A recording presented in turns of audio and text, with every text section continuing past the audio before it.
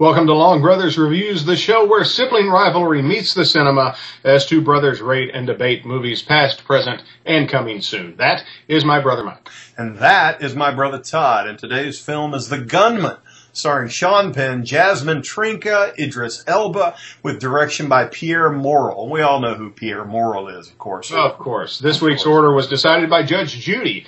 So, Mike, you're up first.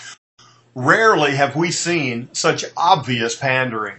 Sean Penn wants a Liam Neeson, where I bought my car, a Liam Neeson-style payday and profile, so he makes a breathlessly paced formula action picture. Fair enough. But being Sean Penn, he has to ruin it with politics that, in this case, make no sense. Plus the brainless beatification of characters so two-dimensional that they make Flat Stanley look like the next contestant on My 600-Pound Life. This movie falls into the category I call joyless, a formulaic exercise, no fun allowed, run away from it. Earlier this month, we reviewed Run All Night, which you recommended, but I didn't. And your defense of this film was that not everything has to be art, not everything has to be well done, it just has to be entertaining. And The Gunman was entertaining. So allow me to hoist you by your own petard when I say, go see The Gunman. It's fun and good on you. Great action sequences. Sean Penn is good in this type of role. You know, it's a break from the dramatic stuff we've seen. I hope he doesn't go full-blown Liam Neeson and just do nothing but this type of stuff from now on. But it was fun. It was a fun couple hours to see this guy just wail on people. And I enjoyed watching it. The key here is it entertaining? And I found the thing, as I say, joyless. He never smiled. There was never a sense of humor or a light moment in this. It was just a very angry man surrounded by other angry men. When you think, you know, assassins, which he plays in this, they are so known for their joie de vivre. John Wilkes Booth, Lee Harvey Oswald, all were fun-loving, hilarious guys, just real rib ticklers. My point is that it's got to be fun. You can watch like Breaking Bad is a lot of fun to watch. That doesn't mean it's awful and they're not dark moments and sad moments. But this was just a very angry man, motivated by nothing other than an unpleasant personality, moving through contrived situation after contrived situation that wasn't resolved in a fun or interesting or unusual or surprising way. That's the difference between this and Run All Night. You are saying the same thing that I said about Run All Night. I'm saying what you said about Run All Night. We've switched places here. It's just a different movie. Is it possible they're both weak pictures, and that the difference in our opinion is just a matter of taste? And I mean that seriously. Yes, I agree with you. Okay. And yeah, there were some contrived things in this, but it wasn't painfully obvious from the get-go like it was with Run All Night. And I thought the action sequences in this were a lot better. Sean Penn's face, though, this thing looks like a catcher's mitt.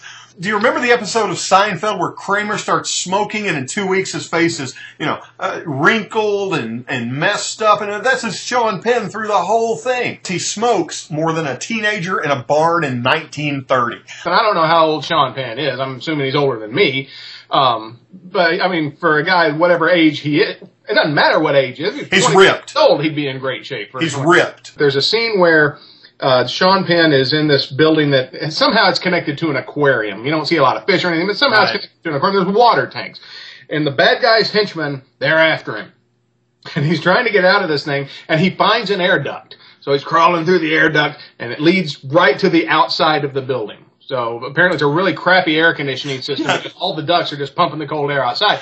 But he gets out of the vent, and he falls down, and he's right there next to the building. And as he starts to run away, he gets just, a few steps away, and this medical condition that he has, which we're told about very early in the film, starts to kick in, and he loses consciousness and passes out right next to the sidewalk between a couple of dumpsters, right next to about a block away from where he got out. And it's not just like one or two henchmen. This is like an army. They've got his own private army of henchmen, and they never find him. We'll never look in the alley. He couldn't possibly be in the alley next to the open air duct between the dumpsters. No, don't bother.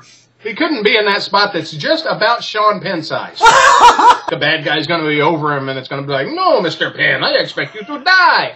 But he wakes up, and he's like, oh, Oh, cool. It's like the ultimate, it's like these guys really suck at hide and seek. The inability to fire a weapon unless it's up against somebody's skin. Yeah. 4 feet away, they're hitting the ceiling, they're hitting across the street. Sean Penn is like this expert, well, he's the gunman. And he can only, apparently he can only hit something if it's like a couple of football fields away. He hits a man through the glass of a moving car in the back seat at something like 700 yards. Yeah, it's close to a quarter mile. But if he is between me and say the tub when I'm sitting on the commode, all bets are off. It's like Dallas in 1963. The Sean Penn's magic bullet, and I love that he doesn't do any calculations. He just aims it, kind of stick his tongue out, kind of dead eyes. That'll do. Pow! The end. Smoking the whole time. Smoking the whole time. Smoking, but got a butt in his mouth. He's going. The one thing I would suggest that his character do is take a long, hard look at his cell phone contract. The film starts in 2006. And he's got his cell phone, and then it flash forwards, then the rest of the movie takes place 8 years later. He has the same phone, and we know it's the same phone because of a very critical scene that takes place later in the film where he reveals this is the same cell phone he had 8 years ago. And, I get an upgrade every 2 years. They hit the carpet in my house and the screen breaks. This guy is in a fist fight or a gun fight or a knife fight or an explosion or somebody's picking him up and throwing him about every 20 minutes. And his phone's hasn't got a scratch on it in 8 years. Well, in his defense, those Verizon contracts are really hard to break. Bitch to get out of. And that's it for this episode. Thanks for watching. Check us out on Facebook and Twitter to find out more or to ask us what we think about your favorite films.